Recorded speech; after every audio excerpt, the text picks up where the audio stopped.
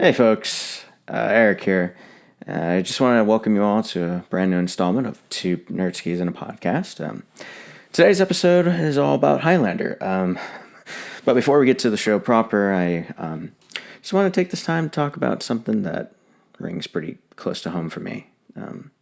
Just in case anyone was wondering, the plan was always intended to do Highlander, like maybe in a couple episodes or later on down the line, but once Sean Connery's passing was announced, we decided that, Highlander would be the next logical choice. And it's funny that we're doing this show. I mean, given its themes and concepts of the very ideas of immortality, life and death, and who wants to live forever and whatnot. But then call it a coincidental act of faith. I mean, depending on how you look at it, I don't know. It's hard to explain, but a tragedy just struck. I mean, really close to home for me, quite frankly. So, long story short, I've been working at a retail store for about a little over a year now. When I started this job, I decided that going in, I wasn't going to be as professional. I was going to be as professional as possible.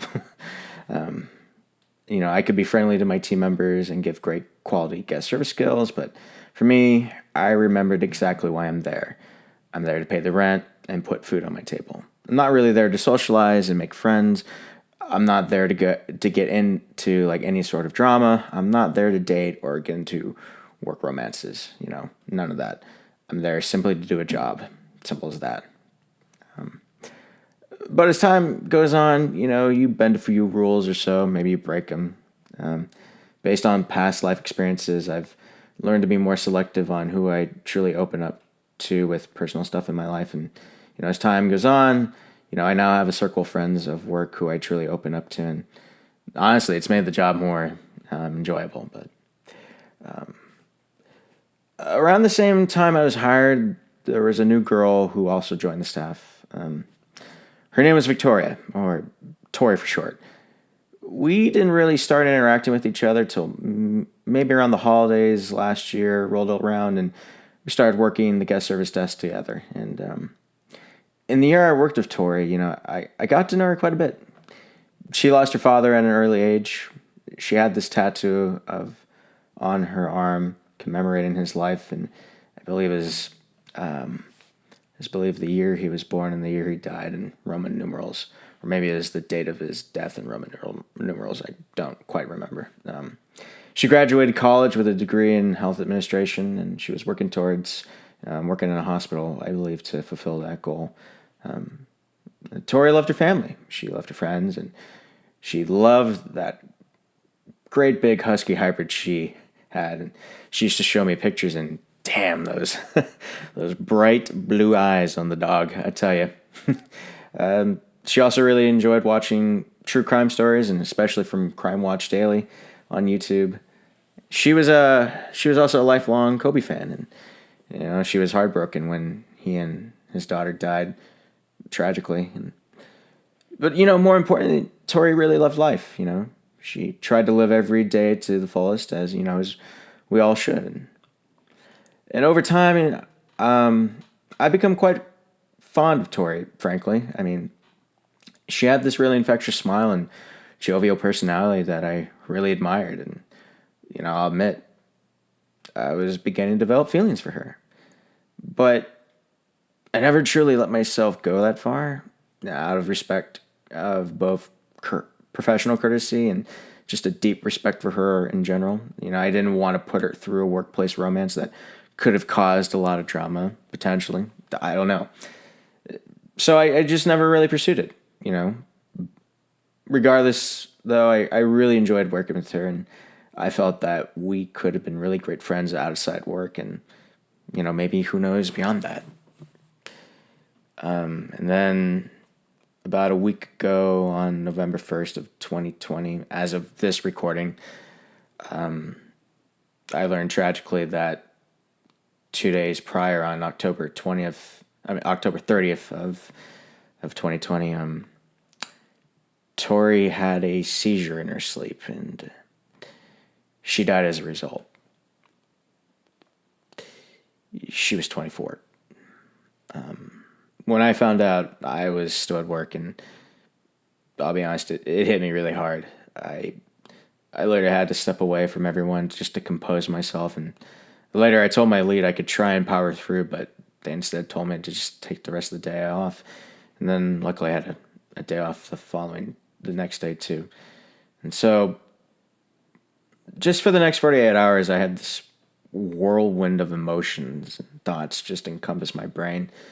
I really couldn't wrap my head around the fact that Tori was just no longer here. And I had only really seen her a couple days prior to her death. I'm still honestly not feeling too great still. What was worse for me though is that I tend to overthink things, and that's a really big problem.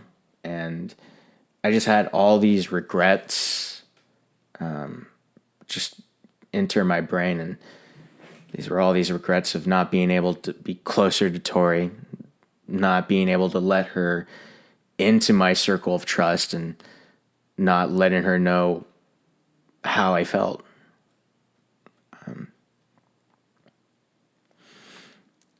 But it's important, not to dwell on regrets and missed opportunities.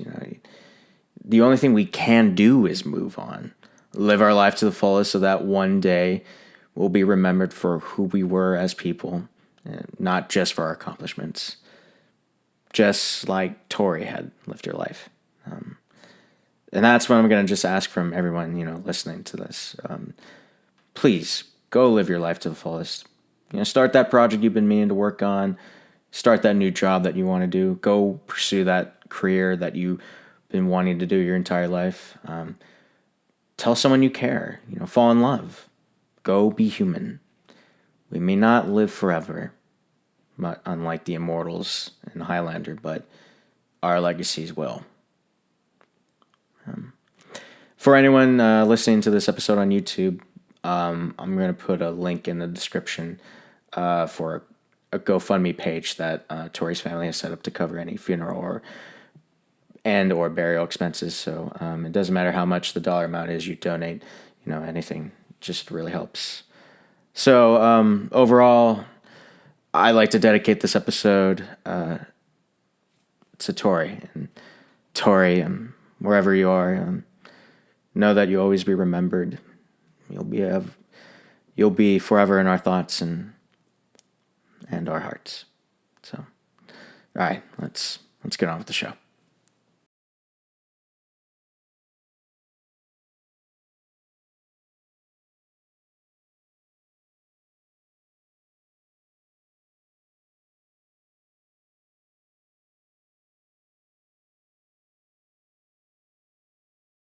Alright, you primitive screwheads, listen up. It's time for two NerdSkis and a podcast! Next level.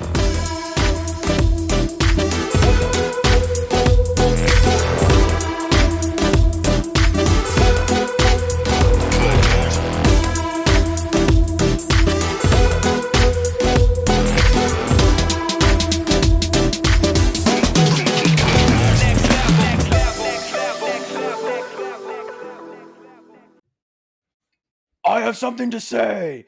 It's better to burn out than to fade away. Yeah! Rah!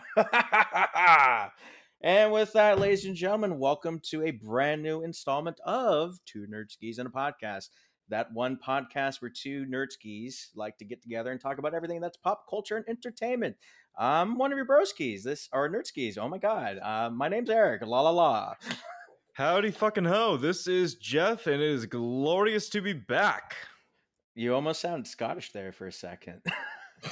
Which is kind of ironic given what we're going to talk about today. But before we go any further, I'm actually 12% Scottish. Thank you are very you much. really?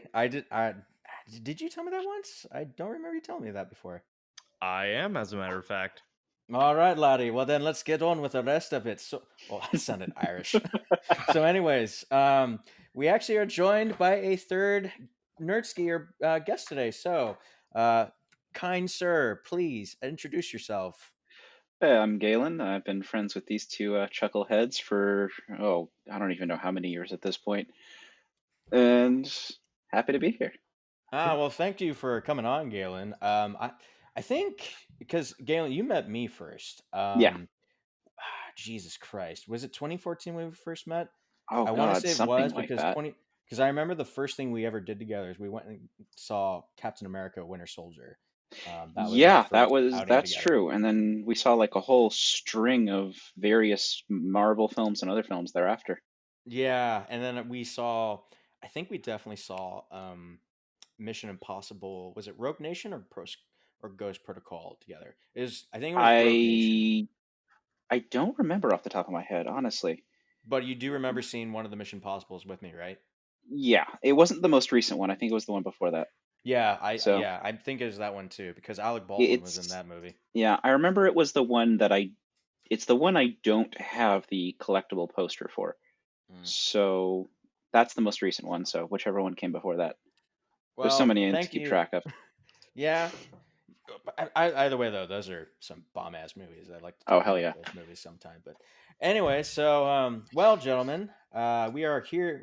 We are gathered here today in holy No, we're not joined in holy matrimony. We're here to talk about Highlander.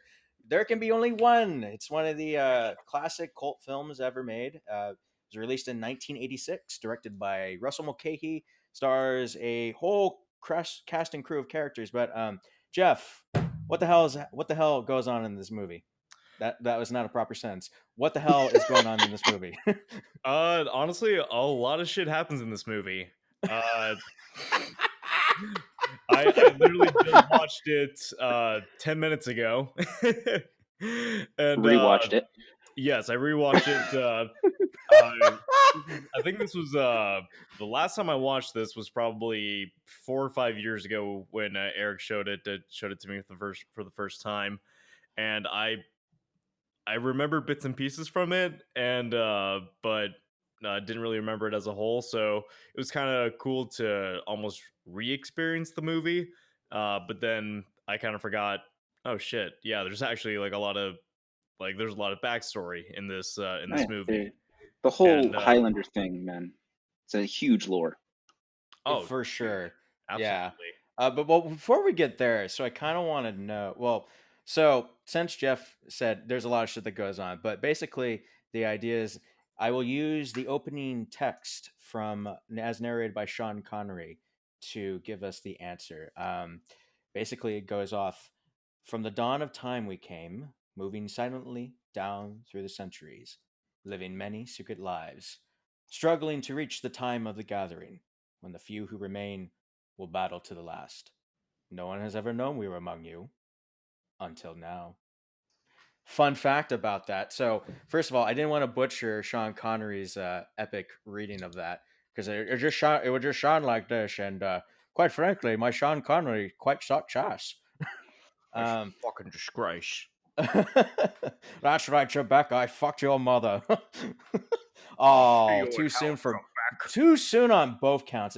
Because oh god, Is because it really too soon for that joke, though? I mean, I mean, well, I already immediately when I heard Trebek passed away, I just immediately pictured an SNL skit where they're like reunited in hell.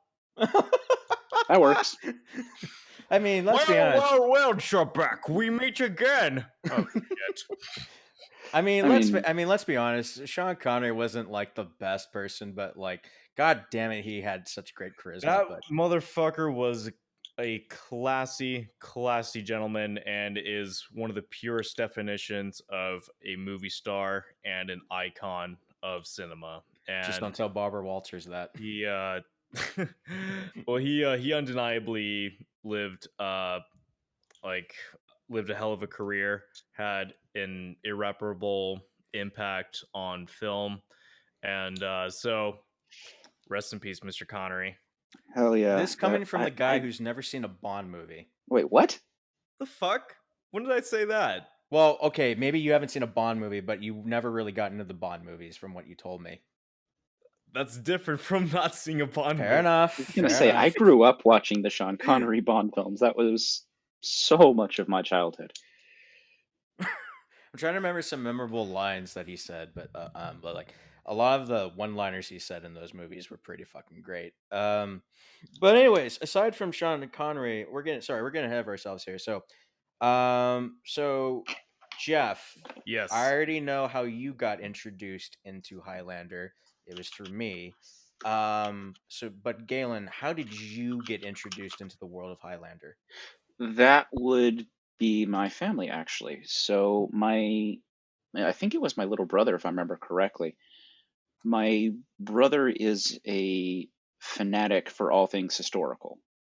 He actually has a master's in history now. Whether or not he does anything with it career-wise, I don't know, but he got the master's in history a little while ago, and growing up, that was always his interest. So when he found a historical fiction that was fantastic as hell, he went and watched it at a friend's house, and then a while later he showed it to me, and he also then proceeded to make me sit through the entirety, every episode in full of the TV series. So I've seen at this point, at one point or another, I've seen pretty much everything Highlander as far as like When you what's on say film. everything Highlander, does that mean you've also seen Highlander 2 or Highlander Poo? Much like certain other film sequels that shall not be named, that doesn't exist. Um, Yeah, also, it's true. I mean, It does not exist. I'm also So not going to oh, count sorry. Go that. ahead, Galen. Yeah, I'm also not going to count 2 and 3 for the 2 and 3 really get more or less retconned once you get to the TV series anyway. Yeah, it does Um, actually. so because they get retconned so heavily as you go on in the TV series, they don't really count for anything. Hmm. We should. So With I mean, actually, we'll definitely touch more upon the ideas of what Highlander brings about, but for sure, yeah. I mean, to be honest, let's if any. I mean, Jeff, you've just watched it. Obviously, me and Galen have watched this movie multiple times, but I so don't think this movie should have had. This should have been a one-off movie, but for so let whatever reason, me so let me get this straight. There's 5 sequels, a 6-season TV show, a spin-off show with the female lead, an animated series, and an anime film.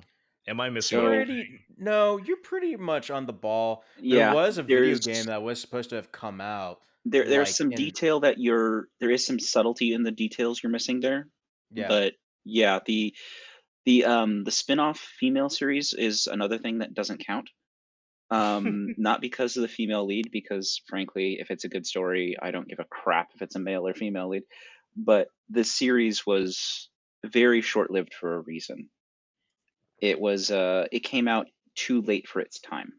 Mm, It also came out at a time when the market was getting flooded with a lot of other really crappy TV shows, like 1, 2 season sci-fi shows. As a result of that, among poor writing, and the fact that the character herself was not that strong.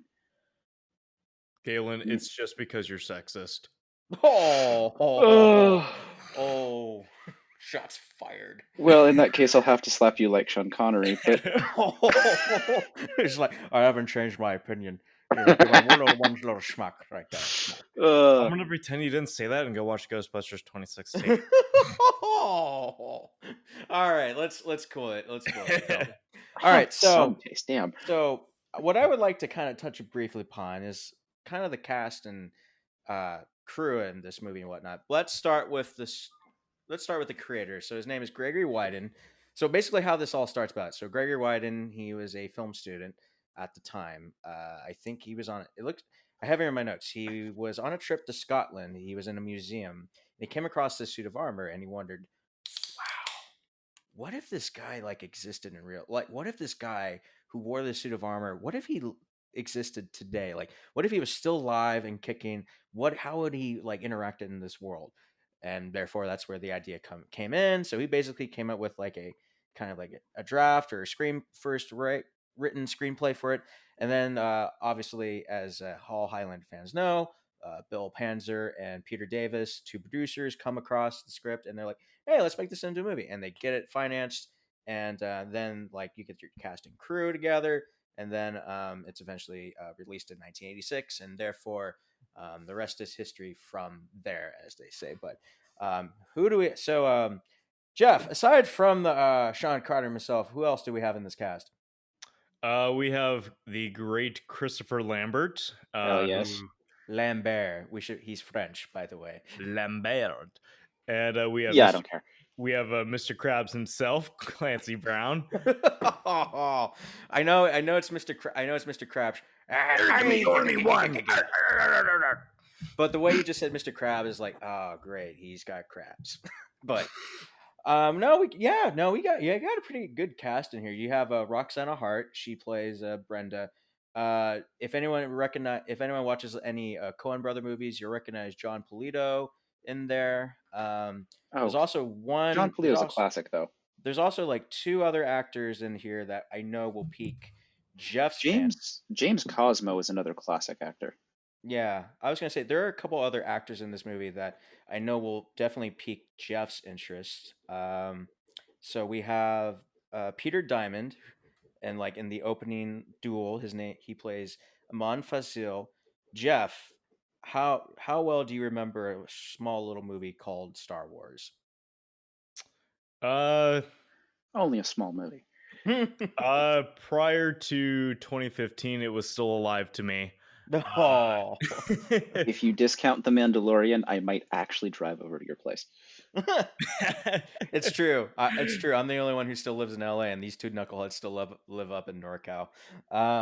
So, anyways, Jeff. So, Peter Diamond. He was an English actor. He's remembered as a stuntman on movies and television. If you remember when Luke is looking for the Tusken Raiders, Peter Diamond is the very Tusken Raider that attacks him before Obi-Wan intervenes. Oh, okay. Oh, shit. All right. And yeah. then he also did some of the choreography, some of the sword choreography for the film as well. I think he's the one who eventually came up with some of the lightsaber techniques for the first Star Wars film, A New Hope. And I think he also contributed to the other sequels as well. And his final film performance was Superman for the Quest for Peace. I'm sorry, Mr. Diamond. Wow. You deserve better, my friend. It's funny that you mentioned canon real painful. quickly.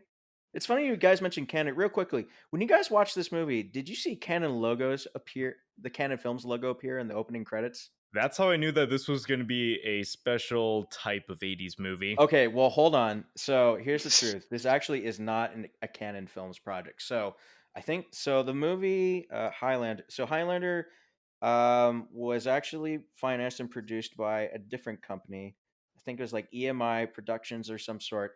When that company went out of business, Canon bought up some of the property, and that's why the film has the Canon Films logo. But at some point, of course, so the film is now owned by Studio Canal, which is like a subsidiary of NBC Universal. Essentially, Universal or Comcast owns the film now at this point. But no, this is not a Canon's film. This is not a Canon's film movie. Otherwise, this would probably win an Oscar for being in the Canon Films, because it's like compared to the rest of Canon Films, like this movie's budget makes it look like Oscar worthy or whatnot. But that's neither here nor there. But no, this is not a Canon Films project. I should definitely clarify that up. If I'm not mistaken, I think Bill and Ted's Excellent Adventure had a similar production history where the studio that actually made it went out of business mid-production, and I think it sat on the shelf for about a year or so, and then until Orion picked it up. Okay. So technically, Bill and Ted is not an Orion film. Fair enough, but it's Fair enough. in terms of its library, it is, but it's not truly a Orion production. Fair enough. It's awesome regardless, though. There's another cast member I'd like to mention. So we also have Hugh Corshi, I believe. I'm not sure that's how you pronounce his last name, but he plays Sunda Castigar. He's like one of the fellow immortals that's friends of Connor. If anyone's seen The Phantom Menace, that's Captain Panaka. One of my My incidentally favorite favorite character. parts from the prequels. Um, Yeah, Captain Panaka. Yeah, one of the best. Yeah, he's not bad in the prequels, if I recall. But no, he's he was only in the actually first one. he was He's only in definitely Phantom Menace. his acting was a definite highlight in the prequels overall. Really, I thought Ewan McGregor was the best part of the entire prequels trilogy. I said a highlight, not the best. Fair enough. Christopher Lee also kicked some ass too, but then again, he was kind of wasted. And then everyone thinks that Hayden Christensen's a bad actor until me and Jeff have seen Shattered Glass and are like, oh shit, Hayden Christensen actually can act. Yeah, Uh, exactly. the another example of him acting is Takers. Oh I yeah, still need to see that. I heard it's really good. oh yeah, the Definitely, heist movie. I definitely remember that. watch Takers. It is honestly one of the better heist films I've seen, and one of the last Paul Walker films that I genuinely enjoyed. I'm like one of the few people in the world that like Jumper.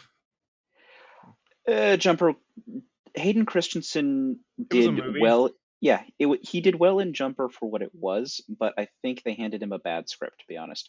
Yeah, I mean, it was just funny just seeing Mace Windu get revenge.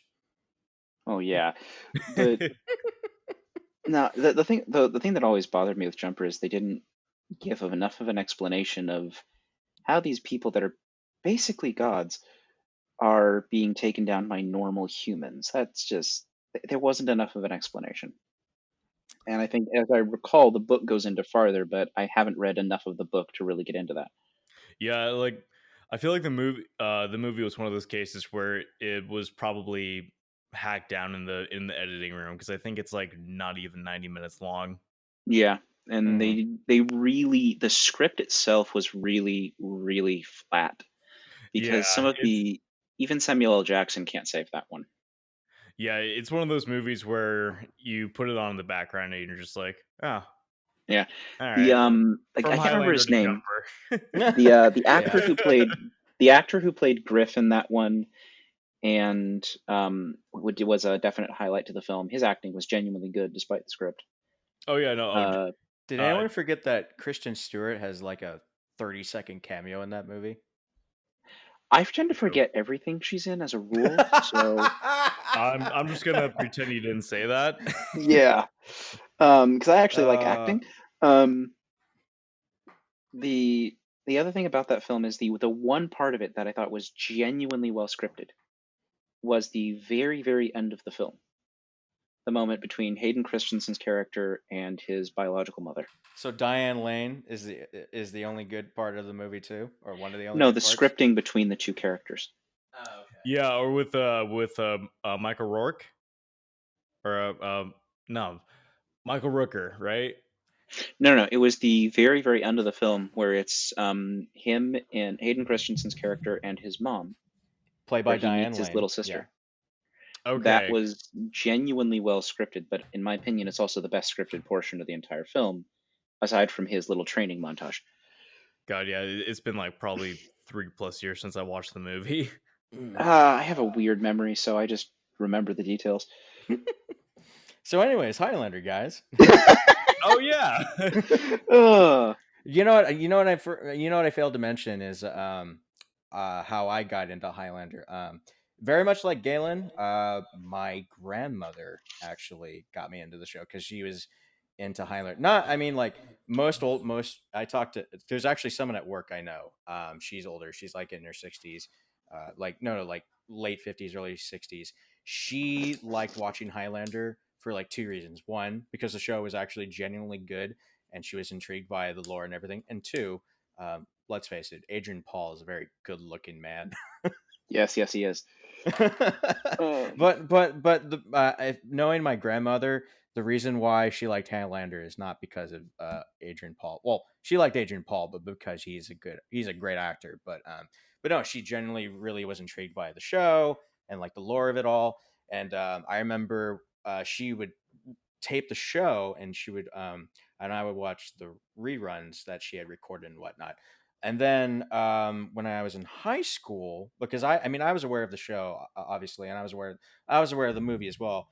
I started watching the show more often because the show is actually free to watch on YouTube, like in its entirety. And of course, if you have an Amazon Prime account, it's also on there. And if you have Tubi, it's also on there for free. But the only difference with Tubi is that you have to watch ads, but that's neither here nor there. But Yeah, I I just pay for remember in high actual school Hulu, so what ads? that too. But I also remember, so I think it was like maybe sophomore or junior year um, of high school, um, AMC started airing Highlander, the first movie, and that's how I finally watched the movie. And I would just watch it over and over whenever it was on, and I just fell in love with the movie from there. Let's be honest, this movie is not going to be in anyone. This is ideally, it's not going to be in like any of the top 10 greatest films of all time. But for me, this is one of, if not the one of my all-time favorite movies.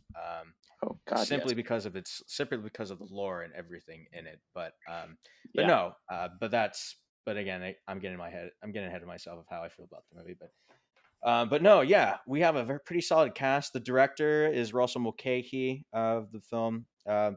What's significant is that Russell Mulcahy, so he's from Australia. He's primarily known for directing a lot of music videos. Actually, I think it's Rio by Duran Duran. Like that music video is the first music video that ever aired on VH1, I believe. Oh damn. I know Jesus. I know one of the very first music videos that ever aired on VH1 was definitely by Russell Mulcahy. I do not remember if it was Rio, if it was Duran Duran's Rio, but I definitely know it was directed by him for sure. And then he's also known for directing. Before he made Highlander, he made a movie called Razorback, which is essentially the Australian version of Cujo. So there's like this giant man-killing boar on the loose out in the Australian outback, and like these people have to go out there and kill it. So it's essentially, like I said, an Australian Cujo with a giant wild boar. I'm in. So get an AR-10 and shoot it with lots of 308 rounds. Uh, So yeah, no. So going back to the cast, yeah, you've got a pretty stellar cast in here. Like, so I didn't know this going into the film, but Christopher Lambert, he was hired onto the project like kind of right off the bat. The producers had seen him in Greystoke, The Legend of Tarzan, or Lord of the Apes. Tarzan, Lord of the Apes. Definitely, it was definitely called Greystoke for sure. But and Christopher Lambert had played Tarzan, obviously. Or no, he played. No, I'm joking. He played Tarzan. But they had just hired him off the bat, and when they finally met them, or when he finally met with the producers realized, oh shit, Christopher Lambert does not speak a single word of English. So he spent about 6 weeks learning how to speak English. And honestly, it kind of works because the idea of immortals is that they may come from one place, but eventually over time, if they survive long enough, their voices will probably change over time. And therefore, like it works for Lambert because he has a certain kind of accent, and like at one point when he's being interrogated by police, he's like, "You talk funny. Where you come from? Lots of different places." no, yeah, it definitely works, and he does for the 80s at least, a passable Scottish accent during the Scottish recall scenes. By the way, who would ever thought that you have a Frenchman playing a Scotsman, and then you have a Scotsman playing a Spaniard who's actually an ancient Egyptian? I just want to point that out right now. Well, Only to be only in the fair, 80s. yeah, I mean, it's the 80s for one, and two, you didn't, to the best of my memory, and I could be wrong, but they didn't really have that many well-known Scottish actors back then, aside from Sean Connery. Yeah, I guess you could say that. I mean, At least not, at if I least not needed to in the name US. if I had to name just a few Scottish actors off the top of my head, definitely James McAvoy and Ewan McGregor are two of them. Or Oh, hell wait, am I yeah, wrong but on that? no, they're both Scottish, That's what I as far figured? as I Yeah. know. But Mm. the problem you run into though is 80s. I mean, now we have actors from literally all over the world. The only actors that really seem to have a hard time leaving their origin country to do films in like the US or UK or something are French, like some of the French and German stars, and then you have India, where Bollywood just Mhm. kind of you don't once you start in Bollywood films, good luck leaving, apparently, even though they have plenty of good actors. But that being said, back then you didn't see as much crossover. Mhm. Old school Hollywood still very much dominated. So getting someone from another country like that is, or getting a Was a tall breakout star order, back then, essentially. Was yeah, a it was tall easier order. said Yeah. than done, to the best of my Mhm. knowledge. So I can't. I mean, I've watched a lot of '80s films, and I can't remember that many Scottish actors from back then, Yeah. or at Yeah. least actors who were particularly open about it. Mhm. Well, so was Connery the first because I because he was a star since the 60s or probably even Yeah, prior to that. yeah, he was definitely one of the first really well known, as far as I know. At least Mhm. internationally. Yeah, they're so the UK has their own very, very robust cinema, but like I'm looking at, you probably heard the typing just because I'm going through here. Like you've got Robbie Coltrane, Brian Cox, and I can't pronounce his last name, but the guy who played Palpatine. You have Ian a bunch of, McDermott. yeah, there you go. You have a bunch of older actors who really got their start back then. Tommy Flanagan, for instance, is, I mean, come on, Sons of Anarchy. But there there aren't, looking at it in terms of the age that this was made, when they would have really been of age, and this is just like the top 30 famous Scottish actors. Mhm. Most of these guys were not, and women for that matter, were not old enough. So you've got about a half a dozen of them that are really old enough to have been famous in the same time. Yeah. But the UK also had a lot of they have developed their own robust film industry. Mhm. So you have a lot of really interesting films coming out of that time frame from them Mhm. and their stuff, which is how we got modern BBC eventually. But it's a whole different ballgame. Fair enough. Fair enough. But yeah, no, for sure. You have like you have a very kind of eclectic kind of like cast of like almost international cast of characters. At least two of them are very international because I think the rest of the cast are American, and then most of the Most. production was in is kind of split between both um, America, Scotland, and London because a lot of the stuff set in New York '85 is actually shot in New York. I mean, not I meant in London. For the when they shoot when they do the opening duel in the parking garage of Madison Square Garden, that's actually like they actually remade that set. I think somewhere in London, and then the interior when they're shooting the wrestling match at the beginning. That's I believe also. That's actually somewhere in New Jersey. I forget where, but I forget the Well, name you've of it. But that's New the Jersey. the other Scottish actor that is in the film.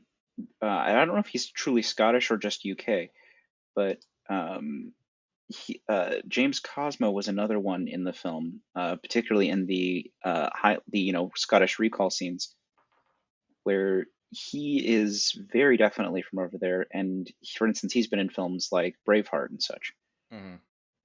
and he's also been in like Train Spotting, etc.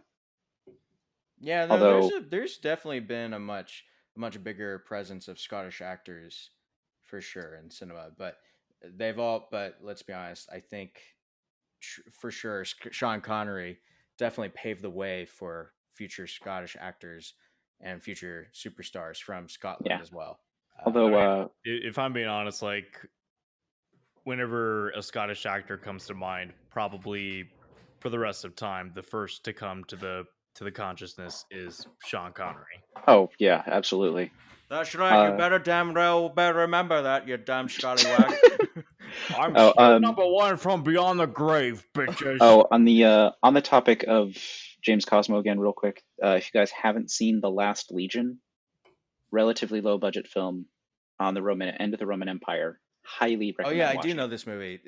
Isn't this like what inspired Arthurian lore, theoretically speaking?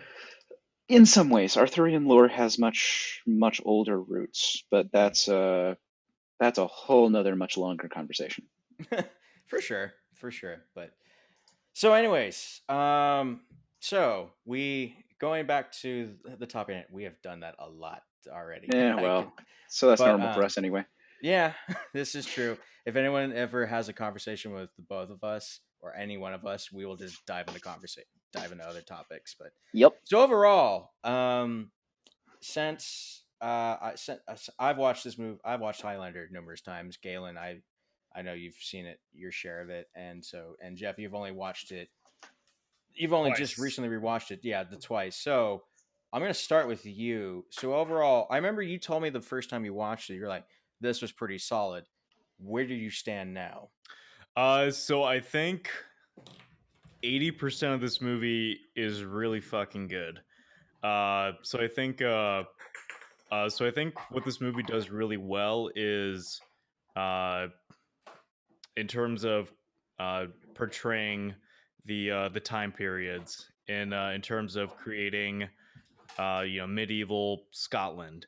It does a wonderful job at that. Mm. There's beautiful wide shots showcasing the landscape. Just the way that they because they could have easily filmed that just about anywhere and just say, oh yeah, this is Scotland.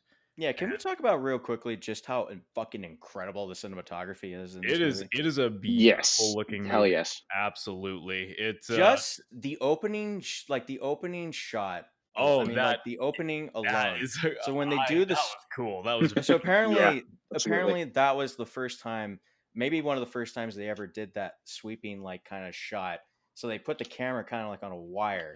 I think is how because they do that similar. If anyone used to watch like if anyone used to watch like basketball games from like the mid 2000s to like the early 2010s, like they would put the camera on a wire and they would kind of Yep. just travel the camera. It is pretty similar to that. So it was like kind of one of the first times you ever probably think maybe this was one of the first times they ever did that technique. But this swooping shot of just like the arena and everyone just like it looks breathtaking. And then you just cut to like uh an unenthusiastic Christopher Lampere just like, what am I doing here watching this wrestling match? See, well, like what I actually like is going back to how they create the vast the vast landscapes of Scotland is that most of the scenes in New York in modern day it really takes on a film noir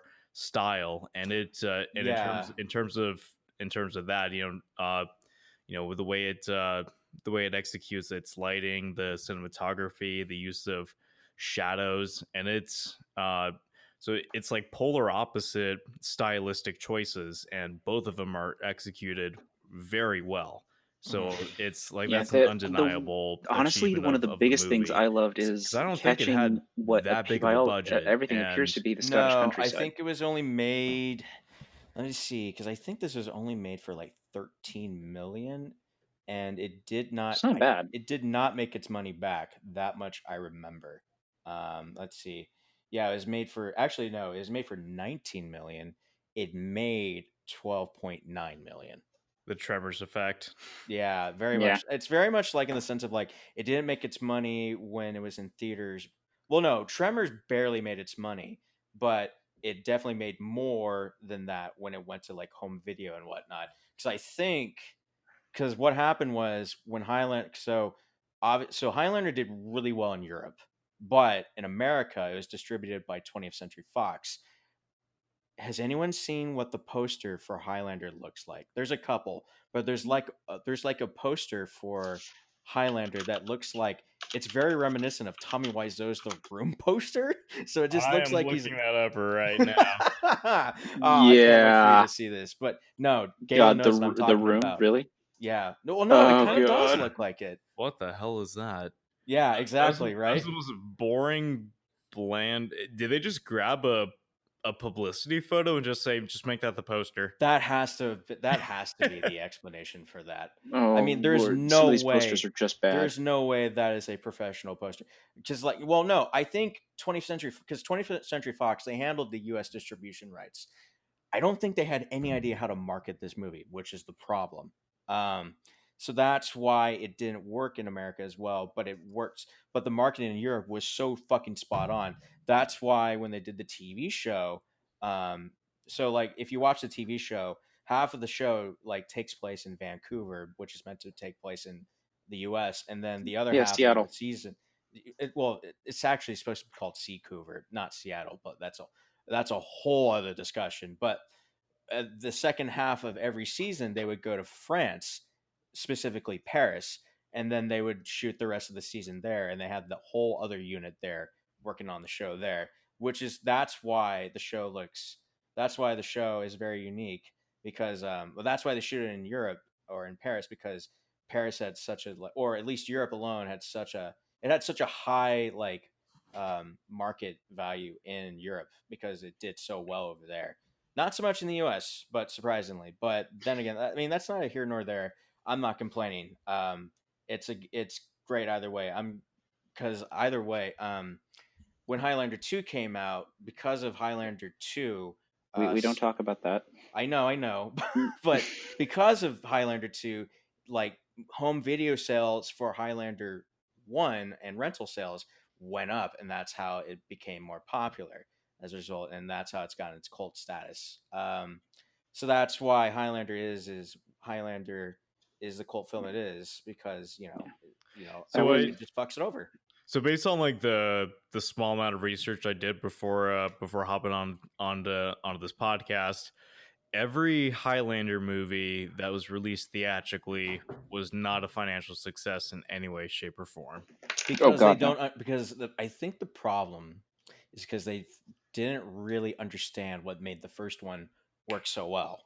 And let's really kind of tackle this. So let's talk about kind of the idea alone of Highlanders. So I mean, Galen and I definitely know this a lot, and so it's definitely like they introduced the idea, and then like if you watch the TV show, it's greatly expanded. But like we don't talk about Highlander 2 because it butchers it, which is why Highlander 2 is considered like one of the worst films ever made. But so essentially, how immortals work is that immortals can come from any time and any place. They're not a race. They just are. They just exist. There's no explanation for why they are. There's no explanation for why they exist. They just do. Um, the only way you can become immortal is if you die a violent death, and that's called your first death. And then when you die, when you become immortal, you're frozen at the age you died at, and you are now like, so let's say I'm in my physical peak. I'm like 25 years old. If I die a violent death at 25 and I'm in pretty damn good shape, that's what I'm going to look like for the rest of my life is a 25 good You looking in shape young immortal. I know I Yes don't look and like no. that, but my point still stands. You can get in. You can actually like over that. One of the things they flesh out in the show is you can improve like how good of shape you're in and such. Right, yeah, for sure. But But that you're being but said, point I is mean, like got you're in the stuck. clouds. You're stuck at that age. Yeah, you're stuck at that Um, age. You're stuck in that like physical like look essentially. I mean, you can still like gain muscle or whatnot, but my point is like you no longer age. yeah, The only way you can die is if you're decapitated, essentially, and that's how. And then when you're decapitated, there's a thing called the quickening. So essentially, the quickening is when the immortal who took his head, essentially gains the power and knowledge of the mortal he just killed. yeah. But Therefore, yeah, it's not that knowledge though is not something he accesses that they seem to be able to access consciously. There no, are very rare times in the series when they can go back and access that part of themselves. And that actually delves into some of the mysticism of the show, where you have specific episodes where they show, certain certain immortals can go back and figure out, where they went wrong or something. But that involves like specific magic. mm-hmm. You can't just go do that. So all of the knowledge experience, like McLeod, kind of starts off in the series. Not McLeod, sorry. Duncan starts off kind of as a fighter, Mm-hmm. and then over time, as he gets better, or as he takes more heads, he becomes more and more skilled and takes his training more and more seriously. Well, we should mention so like, but that's all. The show is a whole another topic for itself. But like Yeah, we should preface that like the show primarily takes place in the modern day, and then in flashbacks we see like how Duncan uh, becomes like the immortal he becomes, the yeah, Duncan MacLeod he becomes by the time we see him like in the yeah. present day. The And the TV show does not star uh, Connor MacLeod; it stars Duncan MacLeod. Connor MacLeod is Christopher Lambert's character, and and so the idea for the TV show is that um, it follows the adventures of Connor's cousin, Duncan, and that's why the show ran for like 6 seasons. Connor MacLeod, like Christopher Lambert, he did appear in the very first episode, he and actually he did appears not in more appear, than that, but yeah. but he didn't return until like Highlander Endgame, which is like the epilogue to the the film epilogue to the TV series. But that's a discussion for like another time. And Yeah, unlike the other sequels, that's the one sequel I actually enjoy watching the most. so interesting fact about the films, and starting with Highlander 1 going into the series and the later films. So Highlander 1, they actually got a lot wrong about medieval Scotland. I For believe it. instance, at that point in the period of history in which they depict him is much older than the 1400s, which is what they originally say. So he's Mhm. actually older than that. Which is why Duncan comes about in and talks about it in the first episode, or a first episode of the series talks about someone in his grandfather's time, referring to Connor. But they got a lot wrong about that. For instance, Scots certainly didn't dress like that by then. They were decidedly more what would have been considered closer to first world at the time, although that wasn't a term back then. The series then goes on to, over time, either disregard or outright retcon the the later films. So Highlander, 2 and 3. The Mhm. films that follow the series, on the other hand, are not only canon but directly play off of the established canon Yeah. and play into it. Mhm. The One of the things that I actually really liked about the first film, is it really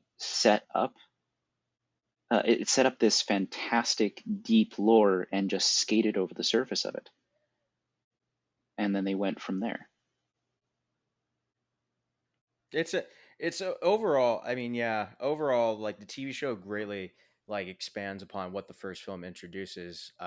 We should probably actually talk about the rules that Immortals actually set up, because uh, aside from like what Immortals are, they also have like their own set of rules, and I thought that was also really fascinating. So Yeah. I actually have the rules right here. I wrote them down. So All here right. they are. So rule number one: you cannot fight or kill on holy ground. For whatever reason, there is no explanation as to why they cannot kill on holy ground.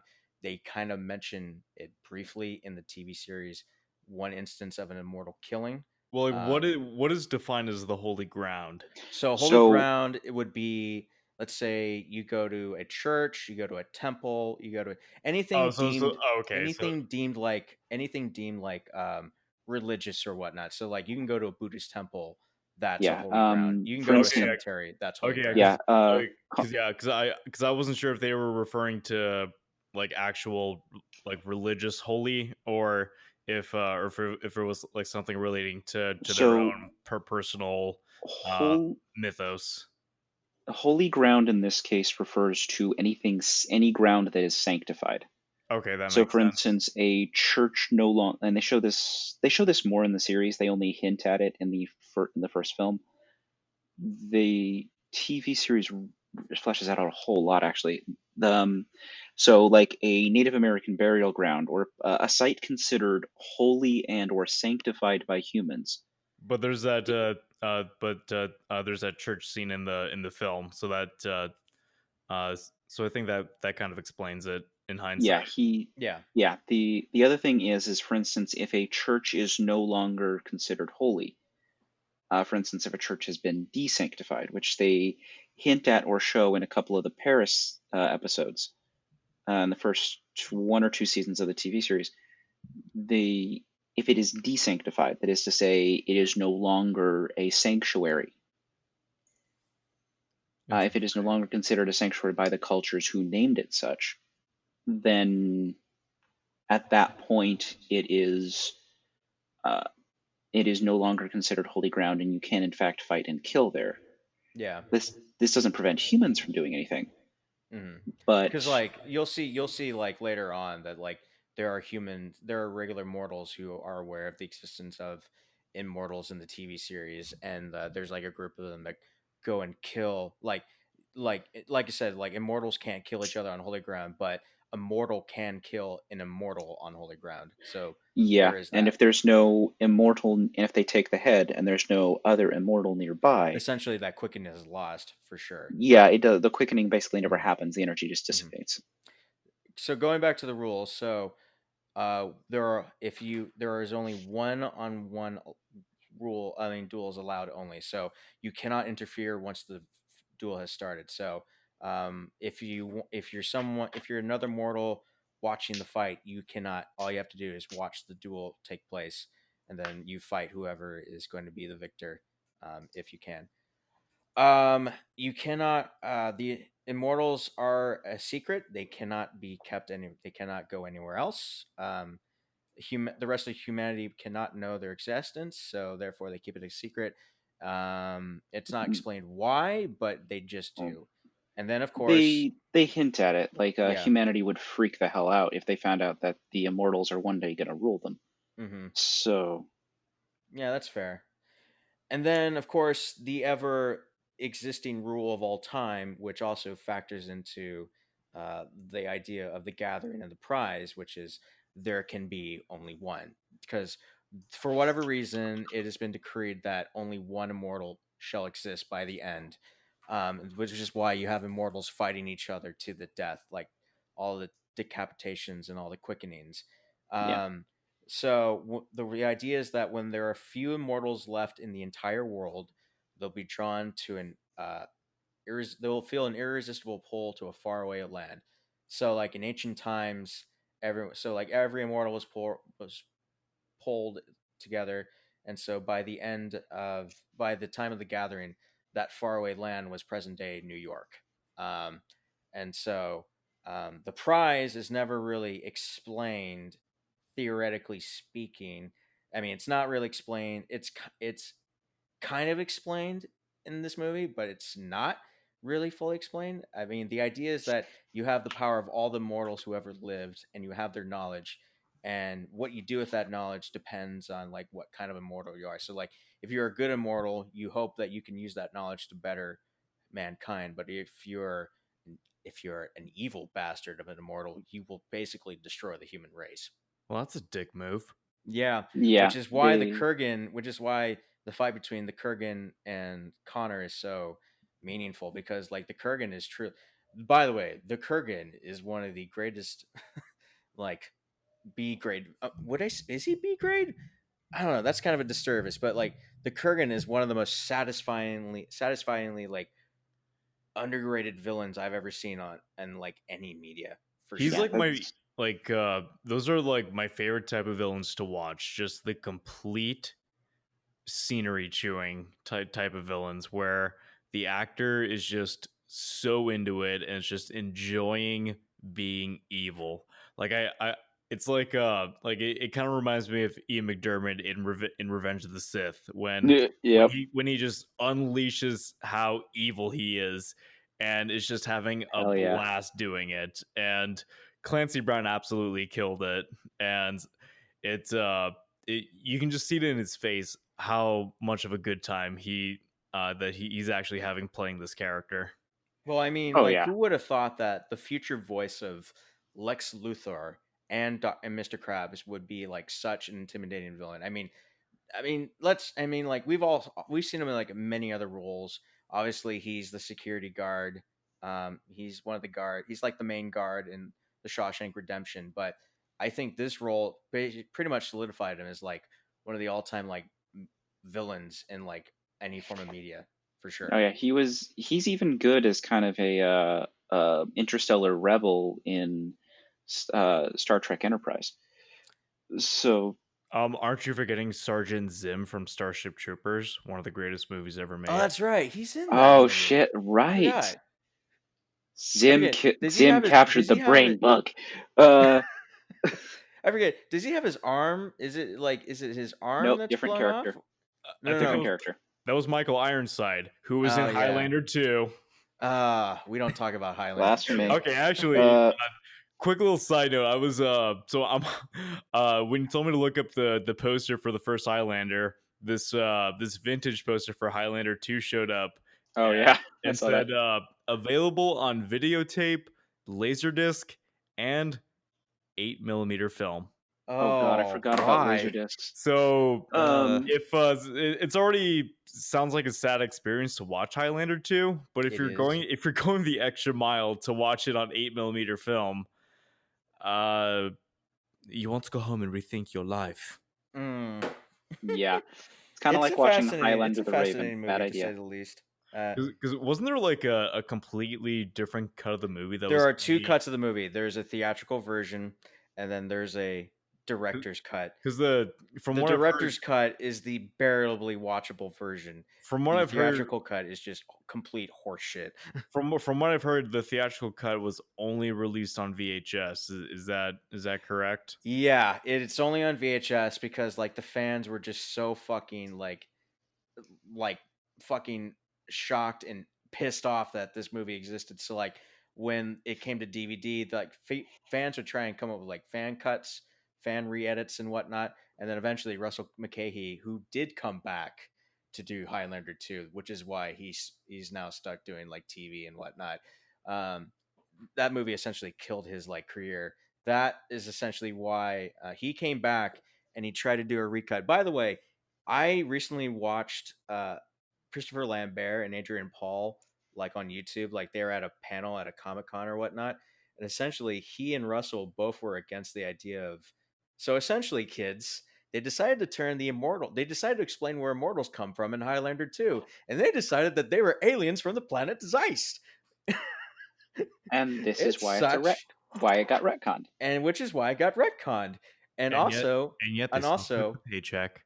Yeah, and the paycheck too. By the way, what I thought was, and so they both apparently fought against it. But what I thought was great about it, so apparently Christopher Lambert would say like he would tell this to like press junkets like if you are looking for the sequel to Highlander 1, don't go and see Highlander 2.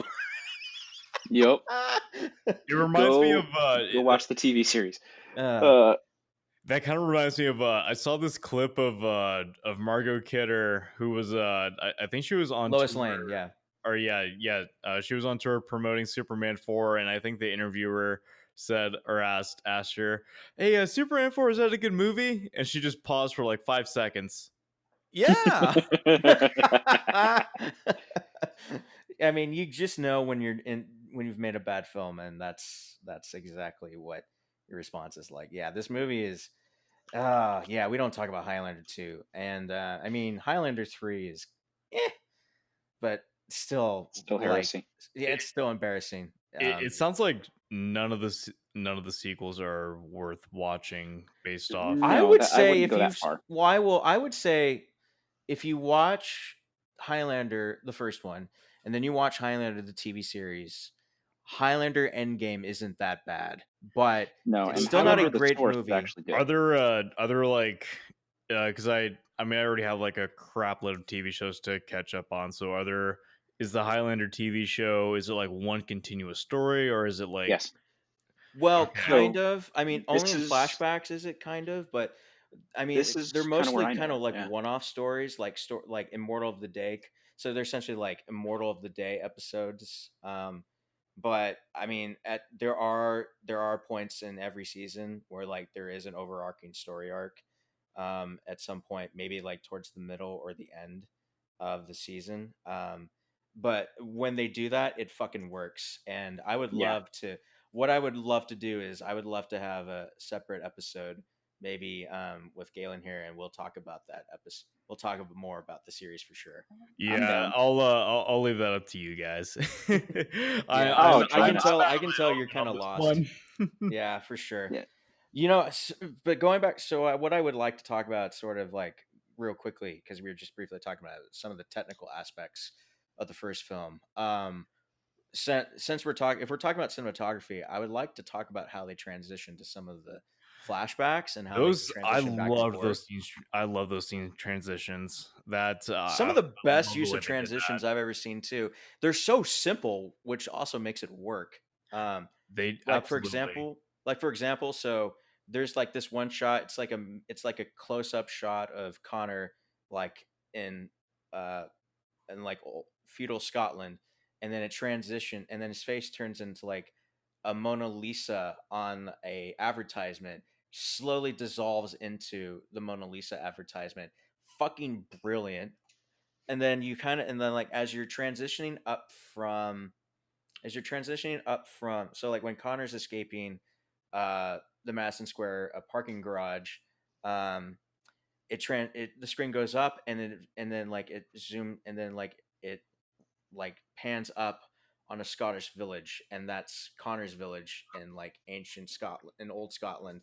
That's fucking brilliant. And then the way they transition to a flashback with Connor and Ramirez, aka Sean Connery's character in the film, that's great too, because they just pan up on the water, and there they are on the boat.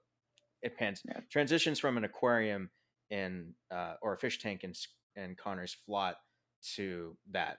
Fucking like, the transitions are really brilliant, technical wise. They're kind of like an editor's wet dream, especially for me, because I love that kind of shit. So, question: how do you guys feel about the like the fight choreography in the film? Actually, that On what was level? something I was about to bring up, and I'm actually glad you asked that. So what level are we talking about here in terms of 80s films, Highlander, or Just in general, actual fighting? Because I uh, kind of know a yeah, little of all of them. yeah, just in general. Like the shot structure, how well the choreography looks. Does it actually look like organic fighting? Just you know, Okay, so I'm happy to pick that apart. And just to analyze the hell out of it. So in terms of the how it works in the film, it works fantastically. It flows with the film. It fits well with what they're trying to do and continually works as a set style throughout the film. In terms of how they film it, they seem to film each scene just a little bit differently. So it really, and Eric, you'll know this one better than I do, and you, Jeff, you will too. Obviously, I think they film each scene as far as the fights go just a little bit differently to um, generally give gravity to them or fit them to where they're filming them and what type of environment it's supposed to be. Yeah, I would say that for sure. In terms of how it works in terms of actual fighting,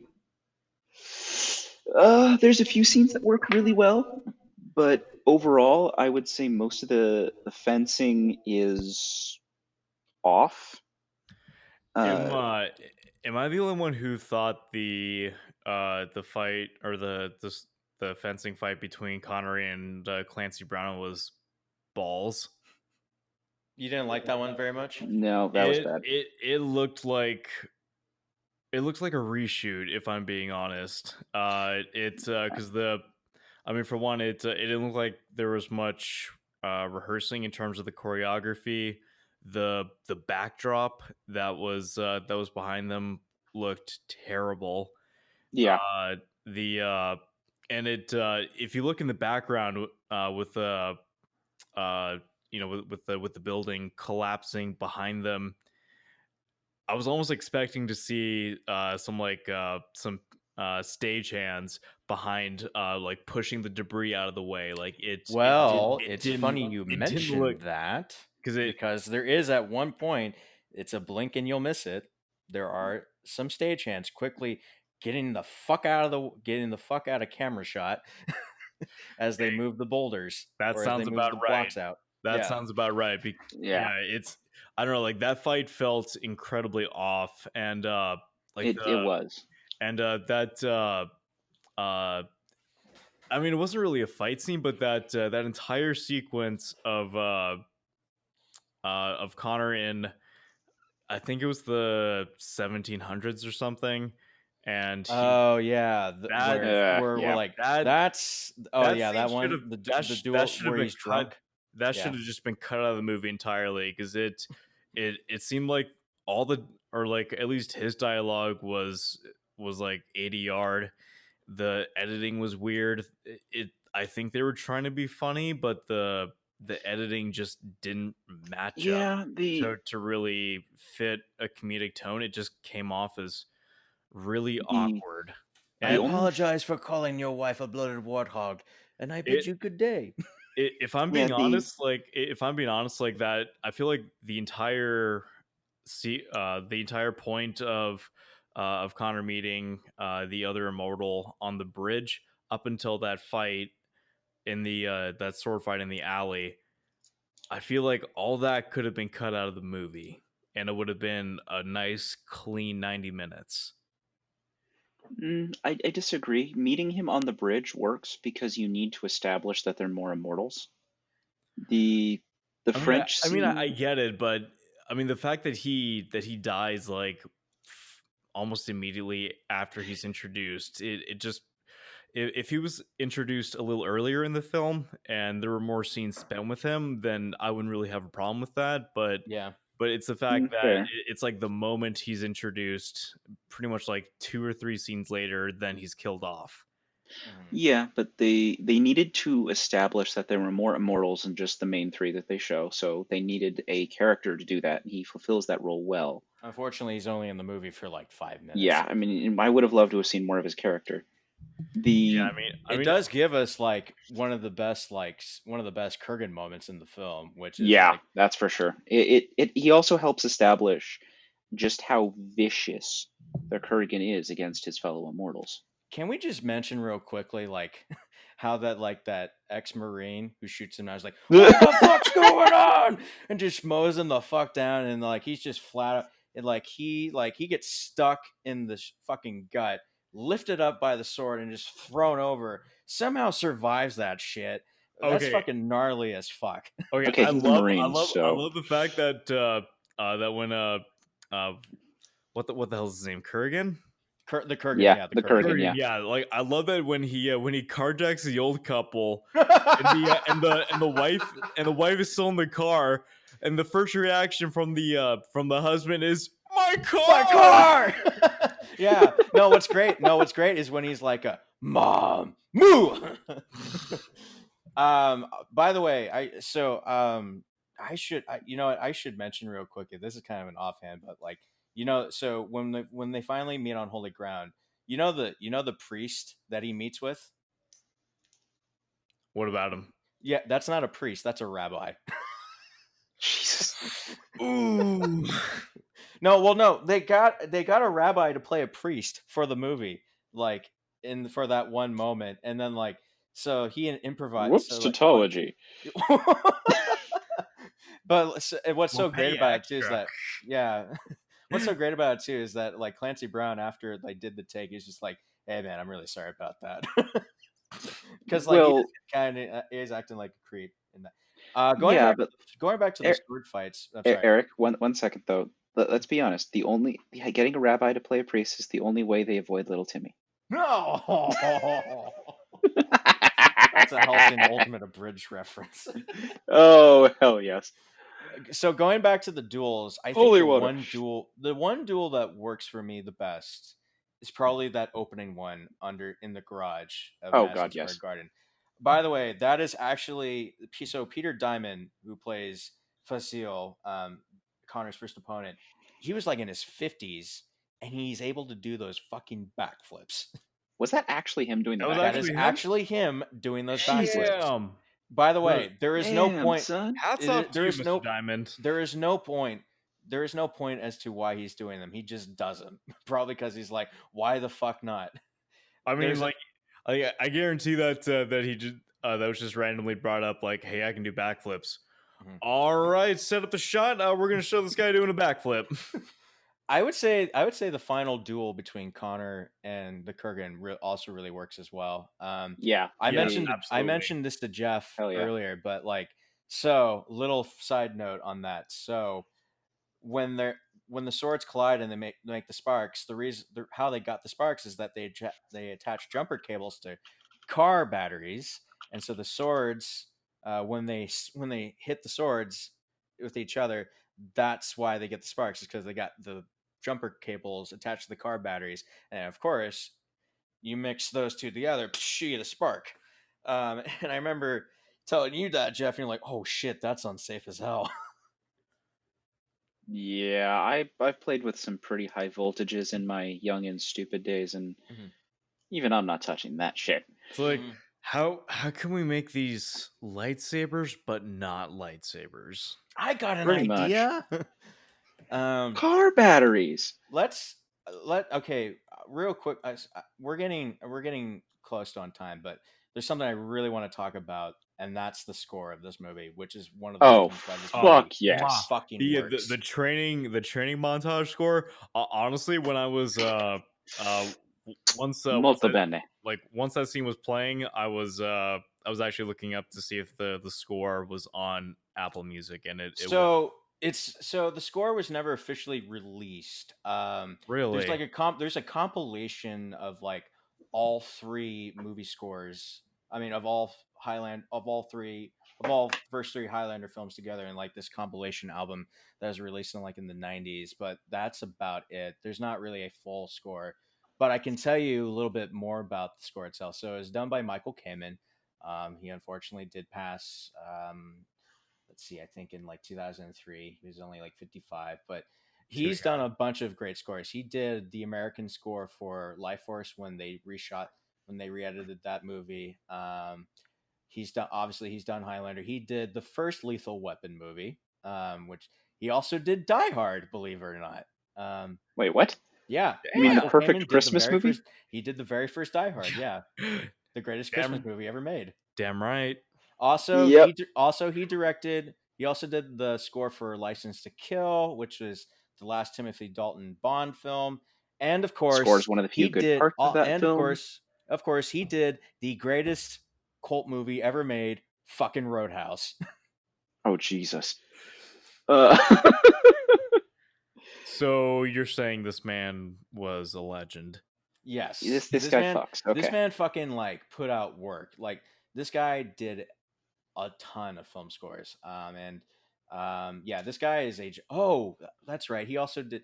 Oh, really? I'm actually looking up some of his scores here. So like, he also did the Iron Giant, and Oh I damn. love that movie. Hell yeah. There we go. apparently he did X-Men, the very first X-Men movie, Oh and wow. he did Fuck, dude. Christopher Hell Nolan's yeah. Memento. What was his final score? It was called First. It was called First Daughter. It was with Forrest Whitaker. It was released posthumously. I've never heard it. I don't think anyone Neither have has. I, but I kind of want to But watch it now. you know what? He also did work on the score for Band of Brothers. I love Band of Brothers. I've never seen Band of Brothers. It's one We of That's the need to a watch that's a that. good We show. need to That was watch a really that good and the show. Pacific. Yeah. But Isn't that- anyways, The Pacific has the best birthday song I've ever heard in my life. I heard I'll take your word for I it. heard little Timmy from Jurassic Park is in it. Yeah, Joseph Mazzello, is that his name? Yeah, I he's think in so, that. yeah. He'll always be little Timmy. But Yeah. anyways, Michael Kamen's score is not why no we glue. talk about the music for Highlander. We talk about Highlander because Because we're talking fucking about Queen. Motherfucking Queen. we talk about Queen. I will say, okay, so for me, Born like to be Queen, king. before I saw Highlander, like Queen was like, obviously I knew I was aware of who Queen was. You know, We Are the Champions, We Will Rock You, Bohemian Rhapsody. I've heard all that stuff. I was like, not my fancy. After watching Highlander, Queen became one of, if not my all-time favorite bands of all time. They are that. Queen is incredible. Also, I thoroughly believe that Freddie Mercury is the greatest singer who ever lived, and if God had a singing voice, he would sound like Freddie Mercury. I agree on every count, and also it is scientifically proven now that Freddie Mercury had a well and truly unique voice and one of the craziest vocal ranges that you've ever heard of. Well, he had like an interesting jawline, I think, and that's Yeah, why it gave his him extra jawline and nickname. those giant front teeth of his that he was so Yeah, famous for, yeah. Which is so they contributed to his voice so much that they created a unique voice, and for that matter, a range that is well out of the norm. hmm Most people don't have a vocal range like that. yeah. No, I totally agree. Yeah, this score, this Yes, yay music that science. Highlander did is just fucking astounding. Oddly enough, they almost turned the film. They almost did not agree to do the film, but I guess they saw a 20-minute rough cut of like footage that was already shot, and then they were just like, "Fuck it, let's write some songs." And I mean, shit, so did the music for Flash, so why not? Flash, ah, This this is is my what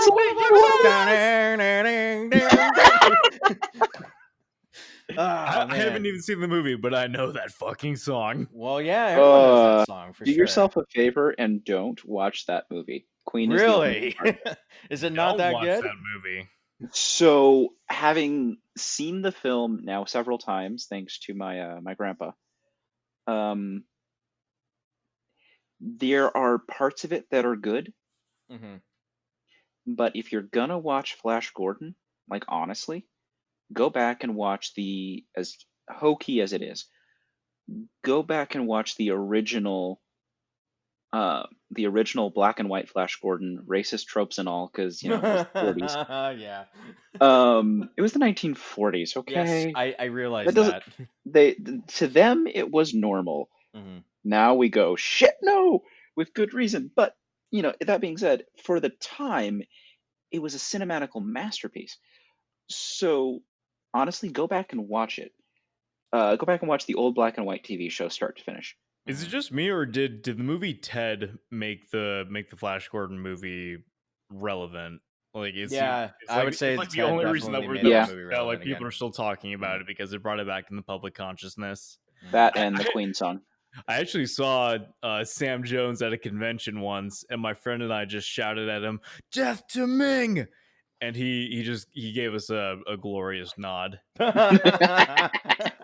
Oh, that's great. The That's great. the oh god, the Um, cinematography in that film was so bad. was it? Like I said, I've Oh never seen yeah, the movie. I've never seen Flash Gordon. I wouldn't know. the one thing that in regards to Highlander, real quick, the one thing that paired really well is some of the beginning scenes. Like the two best fight scenes are obviously beginning and end, but some of those fight scenes that they show, some of the sword play they are doing, even though Connor is fighting with a katana, which has a very definite grip style and fighting style, he's doing what would be closer to an Errol Flynn fencing style. So closer So to almost like a European style fencing. he's doing very much Olympic European style fencing, Mm.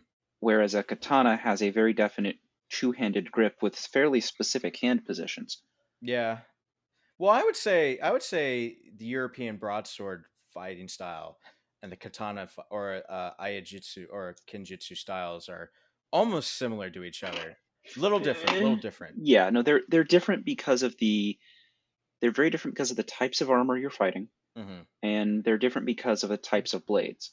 mm A a broadsword was more of a hacking and stabbing. A katana was more of a slashing weapon, Yeah. which is why the katana actually has a differential heat treat. So unlike the broadsword, which is the whole blade is quenched and heat treated all at once, the katana is clayed up on the spine, and the pattern produced is called the hamon, if I'm pronouncing that right. It Yeah. You means get so Japanese sword. yeah Oh, the fucking samurai cop. so I actually have a katana like 3 feet from me, but they clay up the spine on the katana so that the spine is flexible, hmm so it gets heated differently. Yeah. So because of that, the armors, you have two very different fighting styles. It works very definitely for Connor, but as far as the realism of the fights, completely inaccurate. Yeah. And then they pair the soundtrack with that, and then once you pair the soundtrack with that, even with the lack of realism, at least as far as fighting goes, it works because the Kurgan is just so savage, and he has Connor on the ropes for so long. It's just him really fighting until Brenda gets him that edge to get back in the fight and do something with it. Yeah. Yeah. Yeah. That's a. Yeah.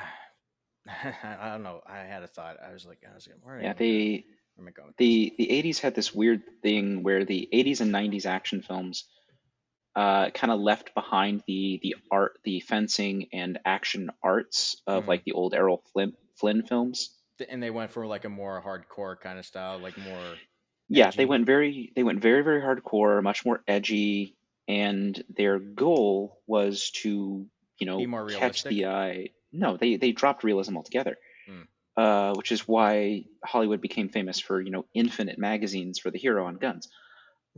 Yeah. The They drop the realism entirely, and for the most part at least, and then they just go with it for the sake of the action and the story. So it Mhm. becomes a much more narrative story.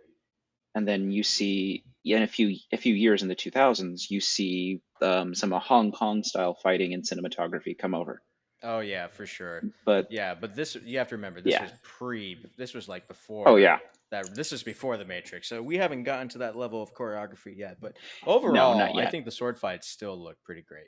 Oh, they look absolutely fantastic. They work with the film, Mhm. and the soundtrack in particular really underscores the gravity of the scenes. Especially with Michael Kamen's score because Oh Michael hell I yeah. mean Michael Kamen has a very distinct kind of like I- I've heard okay there is one complaint I have heard that ending bit in the duel like in the warehouse duel like at the end um doesn't quite fit. You would think it doesn't quite fit as well, but I mean, I like it, but it probably should have started when Connor has the upper hand because like it's kind of even at first, and then Connor fucking like delivers the final blow. But that's neither here nor there. But anyways, in terms of music, going back to Queen, Hell for yes. me personally, some of my favorite songs is from this score. I mean, it's from this movie.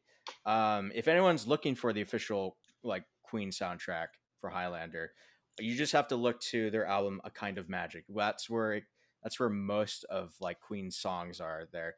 There is one song though that does not show up any that you cannot find. It's only in the movie. What it is, it's so when the Kurgan kidnaps Brenda and they go traveling around, and he takes her on this like chicken joyride.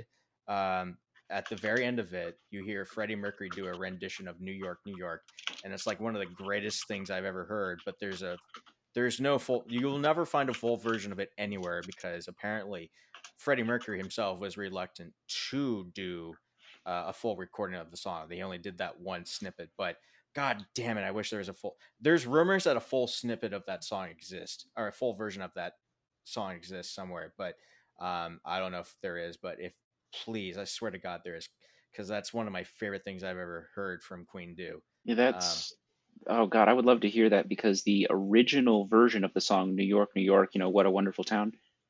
The as much as I don't like that film it's from because it's as far as story writing goes. isn't that a Sinatra song?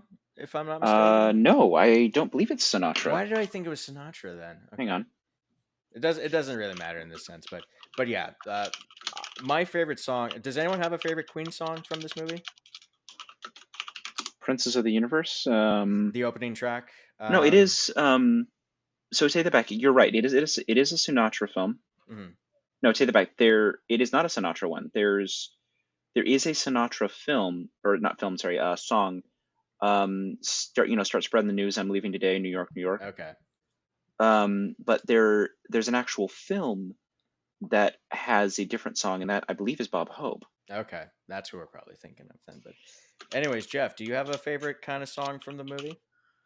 Uh, Again, I'm not super familiar on the movie, so I need to listen to all the songs again. What did you think overall of Queen's contribution? I mean, it's fucking Queen. This is true. Yeah. This is true. Um, what I really my favorite song, and actually correlates to one of the plot points of the movie, is "Who Wants to Live Forever." So that song was actually Brian May. He wrote that song. The lead guitarist. That's one of the You most mean beautiful the songs I've ever heard. It's literal astrophysicist? yeah, that's right. He is an astrophysicist. I forgot. No, he is. He is. He literally went to. He literally studied astrophysics. But I mean, like the song correlates well because part of the movie's plot revolves around Connor and his first wife Heather, and obviously, so Ramirez, who Sean Connery plays, he tells him like you need to leave her because you do not want to see her grow old and die. But that's exactly what Connor does because he loves her, and it's essentially the song's about their doomed romance because he will forever stay young and never age and die, but she will. But it's so heartbreaking to listen to. It's a very powerful song. That's how great the music is in this movie. It's I will just say, uh, just since we're getting a little short on time, I love how they visually told that sequence of of her aging, how they mm, Oh yeah, like hell yeah. how he's calling for her name, and well, prior to that, there's just a whole montage of them rebuilding their home, and he calls for her name and just kind of holds on the shot for just a few seconds, and then you see Heather. Yeah. elderly, yes, Heather, coming up from the hill, and that one shot just it says everything. hmm You Yeah, know what they doesn't work in this movie for me? His romance in the present. Yeah, like it's I'll like be honest. I'll be like honest. That's a very forced romance. well, You there's can 10 kind of minutes tell left. you can well kind of tell Well, there's there's no there's 10 minutes chemistry left. We there. might as well bang.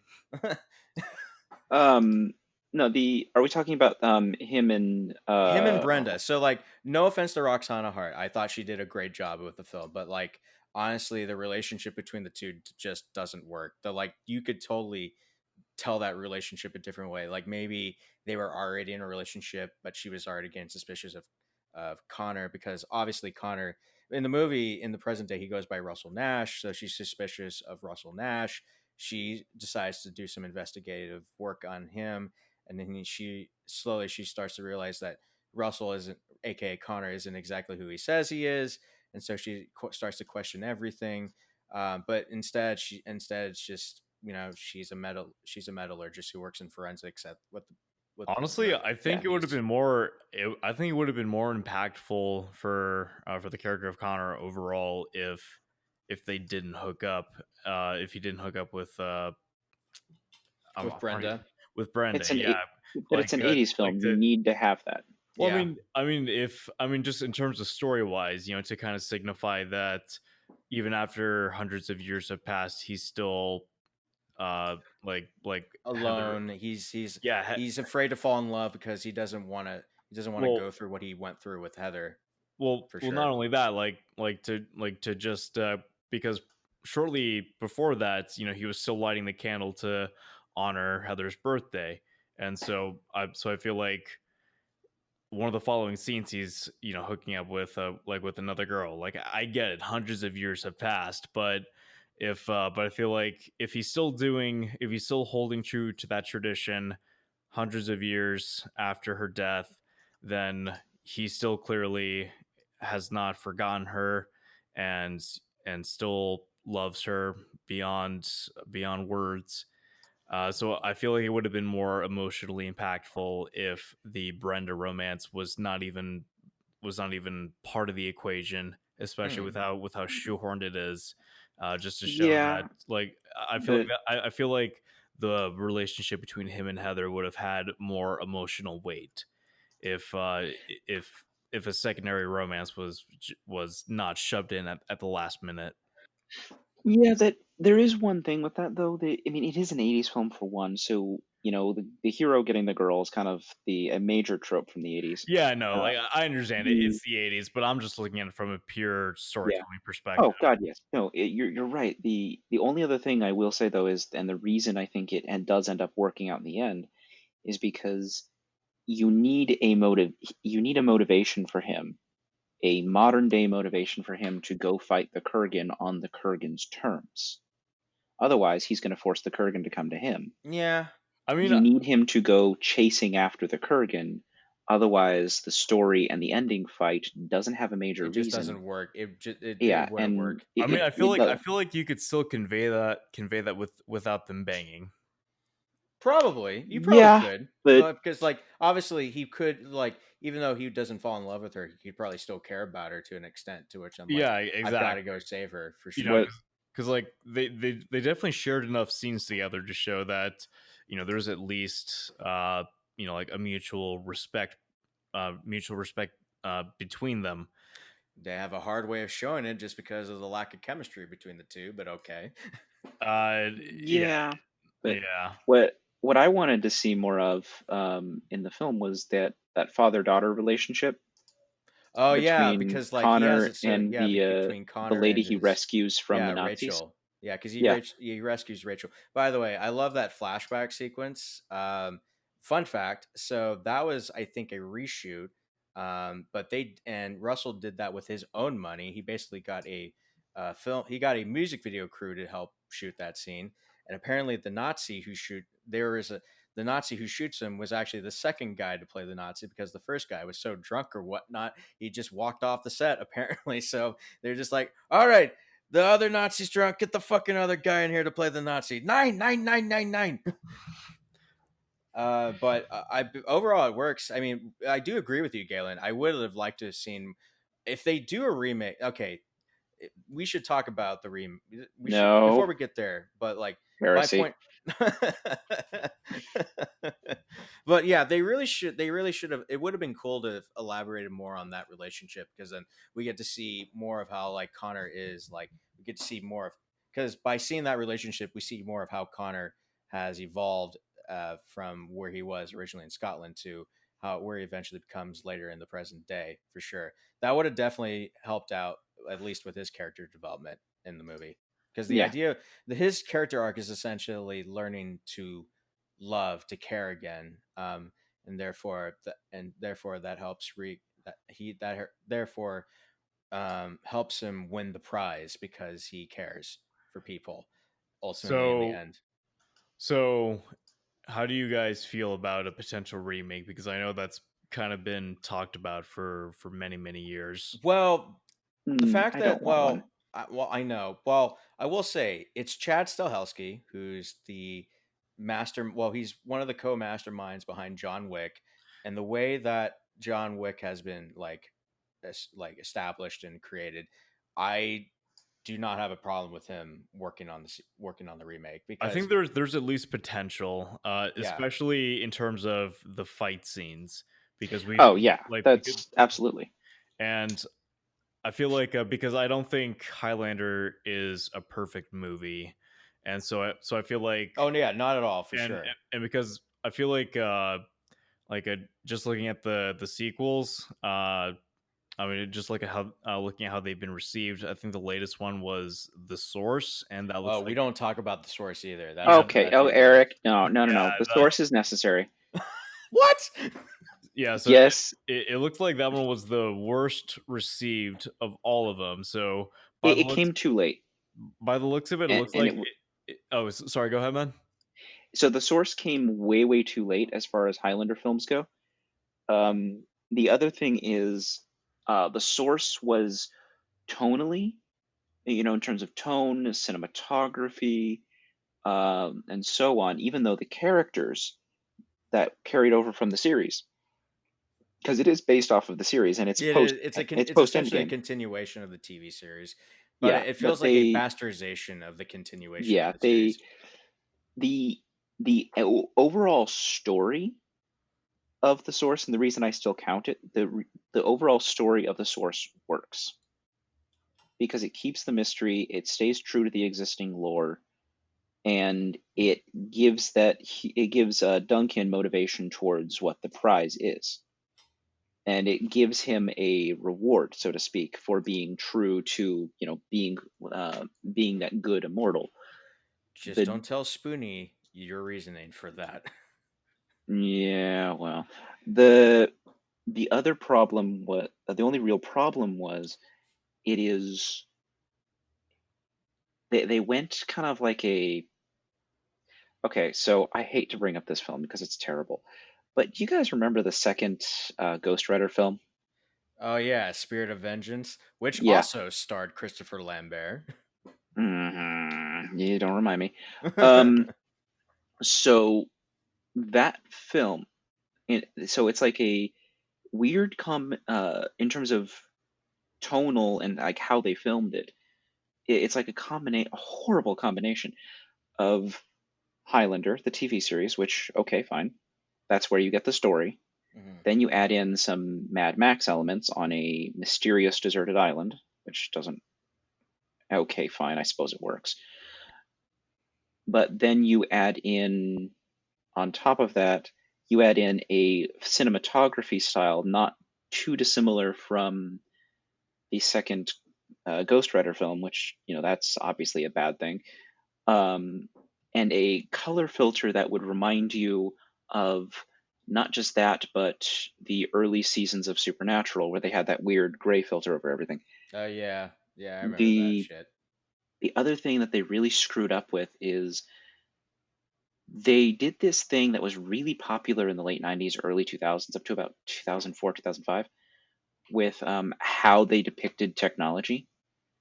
So you go from that sci-fi-ish or technology to survival, Mad Max survival scene where the immortals no longer have their power. Yeah, I had an That, issue with that too. God. yeah, I mean, the losing their power as they get closer to the source, that works. But there are portions of it that would remind me of like I Frankenstein, for fuck's sake. So Oh, that movie. oh, That I know it's a guilty pleasure. The But portions of it, I mean, the overall story works, and it's still true to the lore. But the execution is just complete pure Oh, shit. oh yeah, I mean, I'll still watch it as guilty pleasure, but the execution is complete shit. Yeah.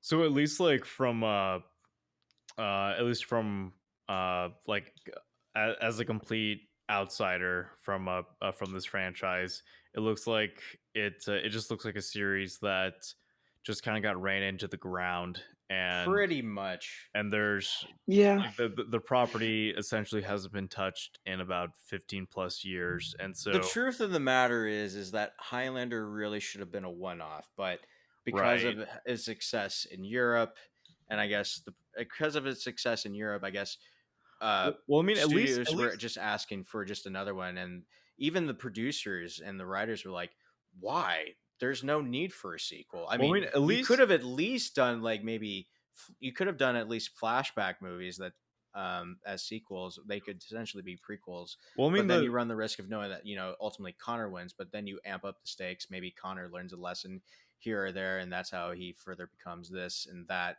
well, I well, mean, yeah, like, just Eventually, towards well, yeah. I do mean, that like Arrow. Well, I mean, Mhm. like I mean, there was a 6 season TV show, so there's clearly more to do with with the overall concept Technically, of that the should have lore. right, but technically, well, the TV show again that focuses more on Duncan, his cousin, but I don't know who the like, fuck that is. well, I know, but also season 6 is considered the worst season of the show. It is. It It really really should is. have ended with season 5, but Yeah. the reason why season 6 sucked is because Connor. I mean, the main character isn't even in in it for most of it because they were shooting Highlander Endgame at the time, and therefore, uh, Adrian Paul, who plays Duncan, was unavailable, and that's why they were just like, "Yeah, all right, we'll just do this and we'll do that and whatnot." Yeah, that's the movie completely. The last season is not very good.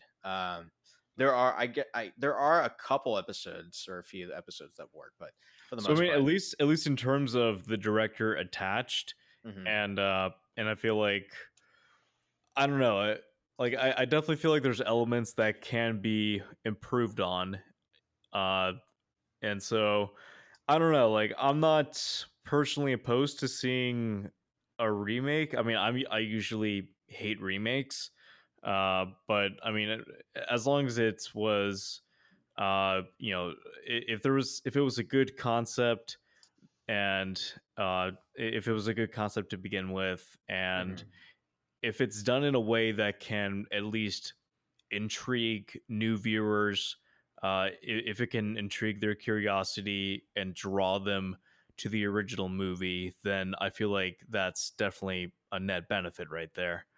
Yeah. I can kind of live with that. The one thing I do really want to see if they do that, and I'm personally against it, but the what I would want to see at that point is the fight. I would want to see fight scenes that would be similar to either John Wick or Errol Flynn. If you've seen like the old Errol Yeah, Flynn the old swashbucklers, swashbuckling kind of like films for sure. the sword fighting they could definitely improve. I would love to see improved sword fighting, but the only way they really get the cinematography right, in my opinion, is if on the urban scenes you have that very kind of that John Wick style, but then you go to the Scottish scenes and you have like original Lord of the Rings Peter Jackson. I feel like there was already elements. I mean, at least in uh, when I was watching the movie, the way that they were setting up their lighting and some of their use of colors in the city, I was kind of getting a John Wick vibe, and Yeah, so I mean, so I feel like the director attached would be an appropriate fit, because we already know how well he can execute fight scenes, how well he can uh, visually portray uh, visually portray a city at night.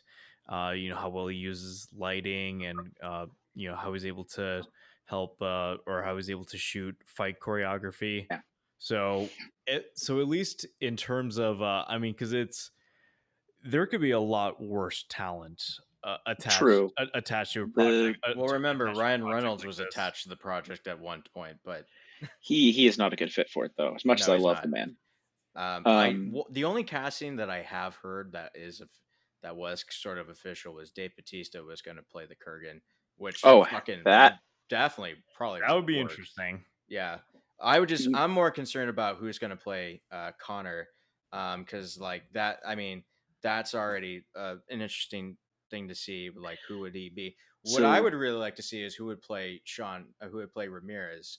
I am Juan Sanchez Villalobos Ramirez, Chief So, Metallurgist to King Charles V of Spain. so, I have a Pancho suggestion for Chavez. that one. so honestly, for Connor McLeod, I kind of see James McAvoy. He could Nah, work. can't. Nah, Ewan McGregor would be a better choice I for wouldn't. going that route. No, who would you say, Galen? Ewan McGregor. No, because he's a little bit old. He's a little bit older for that part. I probably would like to see someone who's like not Unknown. too old but not too young. Probably an unknown would be great because I mean Christopher Lambert did that one role, and like Highlander is the one movie he's mostly known for. But like an unknown would be great to see. What I would like to know is like who would come back to do Ramirez. It'd be interesting. If my pick, Galen, it'd be interesting to see if Adrian Paul does it, or if like I maybe would even Christopher love. Lambert comes I would back. love to see Adrian Paul do it. There is. I'm trying to remember his name for Ramirez. Hang on. Sorry. Keyboard is loud as shit.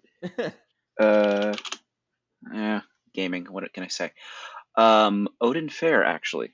Oh yeah, Odin Odette Fair. Fair. Actually, that would be a pretty He good fit, honestly, of all things. he What would I he would fit well with the Spanish vibe, hmm and he, thanks to the Mummy films, as wonderful as they are, in my personal opinion, he I think would do really well for it. The only other actor I think, also from the Mummy franchise, who might be able to do it is Arnold Arnold Vosloo. Vosloo. Yeah, Vosloo. Yeah, Well, he would. he would probably play. Yeah, he wouldn't be a villain. Maybe you could play like maybe you could get Arnold Vosloo to play another I'm immortal who's probably like another opponent. Maybe There's that's about it. there's another guy that I would love to see as I'm drawing a complete blank on him, but oh, I know who I want to see as the Kurgan. Who is Hang it? on, Manu Bennett Oh, actually, Manu Bennett. Yeah, who played Deathstroke in season Crixus 2. Yeah, and Crixus, yeah, in or for that matter, Liam McIntyre, Liam McIntyre. I'm drawing a Spartacus. blank on that one. The last 2 seasons of Spartacus. Right. Okay. He also played if you've watched The Flash, Weather Wizard. Yeah. Well, either way, I really, I just want to mention real quick because we haven't mentioned it all episode, but I would like to mention that the chemistry between Sean Connery and Christopher Lambert Oh, was fucking perfect. gorgeous. Perfect. Beautiful. They became best friends on during the shoot. And Sean Connery, by the way, was only on set for like 1 week because he had already a busy schedule as is. Also, he was also pretty expensive at the time. Yeah, I And imagine half the budget went to just getting Sean Connery.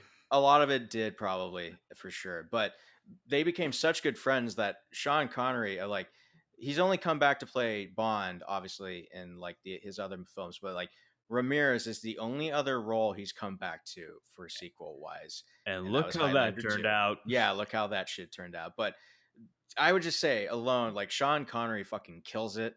And whoever returns to play a new Ramirez or maybe a new mentor role, what has to like step up to the plate because Sean Connery made that role so much his own, like very charismatic, such a very much like great at plate mentor to Christopher Lambert's Connor.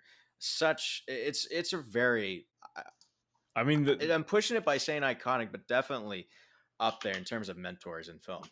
the fact that That's he has such limited screen time and leaves such like an irreplaceable impression on the film, I think really solidifies what an important impression that Connery leaves on the Mhm. film. Yeah. So, yeah. gentlemen, overall, what are our final thoughts on Highlander? Love it. For all its many imperfections, it establishes a wonderfully deep lore, and other than the last season, one of my favorite TV series of all time. Mhm. So, despite its many imperfections, I still absolutely love it.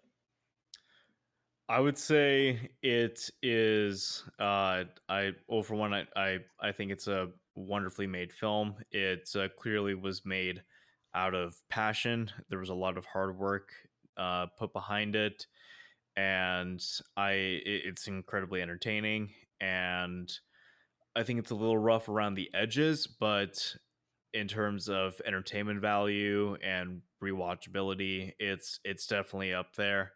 It's a very good movie, and I definitely see myself watching this again. So uh, I would say probably like a 3.5, like a 3.5 out of 5, or like a 7.5 out of 10 for me. I'd give it an 8 or a 9 out of 10, not because it's especially, good as a cinematic piece, but just because it's just plain overall fun to watch and really interesting. It's fucking Oh awesome, yeah, no, especially when I you're love looking the to say. lore. I love the lore in this movie. Like it does a wonderful job at setting up Yeah, the we the should world.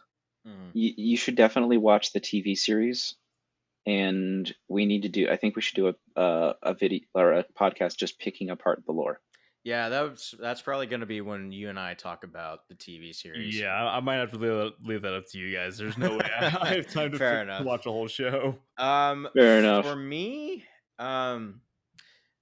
yeah, there's a lot to say about this movie. I've always really enjoyed this film. I at least kind of watch at least once a year, maybe twice a year. Um, it- I love the concepts that it introduces about life and death. Like, what does it mean to be immortal? Like, would you rather spend a lifetime alone or spend 1 year in love? Like the concept alone of immortality and like the idea of immortals is fucking brilliant for me. And like that opens up a whole like world of possibilities of like where you can go with the material. I like the idea of like sword fighting with each other, sword fighting to the death to gain one's power is really fucking fascinating. I like the music attached, the fucking music, both by the score by Michael Kamen and the soundtrack by Queen, both astounding. The performances are great.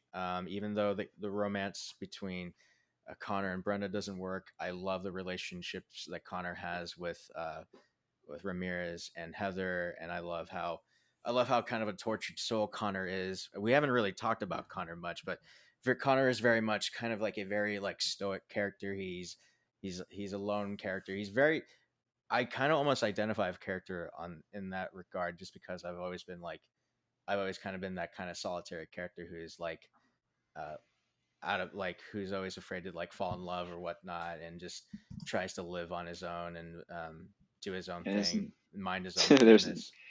and there's a reason you keep calling me Mythos, but That's a uh, story for another time. But and then and then of course the performances, like I said, fucking Sean Connery is excellent, and Clancy Brown fucking kills it as the Kurgan, oh hell literally yeah. and figuratively.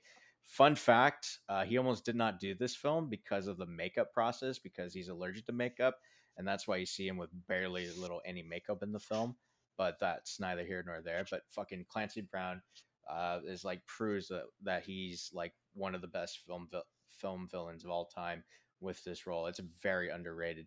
Overall, this movie for me, I don't rate movies. I just say go watch it or go see it. Make up your own opinion from here. But for me, I definitely recommend Highlander. I think it's one of the most underrated like science fiction noir sword and sorcery films, or sword and fantasy noir films. It's an interesting mixture of like genres, but for me, this is for everything I've just said alone is why this movie is easily within my top 10 movies of all time. It is that memorable, and I definitely recommend it for anyone who likes sword and sorcery or sword and fantasy, a little bit of noir here and there. It kind of just depends on what you're in the mood for. But for me, Highlander is there can be only one. That's all I can say from there. Um, so yeah, that's gonna do it for this installment of the show. Galen, I want to thank you so much for coming on and discussing it. Absolutely, man. I'll be And happy to as you've come already back as probably my schedule allows. yeah, no, yeah, sorry. But yeah, man, thanks for coming on. But so as you probably can already tell, me and Galen at some point, sorry, Jeff, will go on and discuss Highlander the TV series, because that is more of I our wheelhouse. And then be on the I give you my blessing. and then of course be on the All lookout right, let's do it. more episodes. And me and Jeff, we meant to do Tremors 2. We meant to start doing Tremors 2 and the other sequels right away, but our schedules have just been really busy. But next episode, we'll be going back to Tremors and Tremors 2. So until God, the hell yeah. meantime, thanks everybody for listening. Go ahead and give us a like if you're watching this on YouTube, and subscribe to our YouTube channel. Go ahead and just follow us on Spotify if you're listening, or if you're listening on iTunes or whatnot. And then go follow our socials if they're listed in the description or whatnot. But all right, guys, have a good one. My name's Eric. My name is Galen. Jeff. And that's Galen. And that's all. And that's 2 NerdSkis and a podcast. And then +1. So, all right, guys, have a good one. See you around. Next level.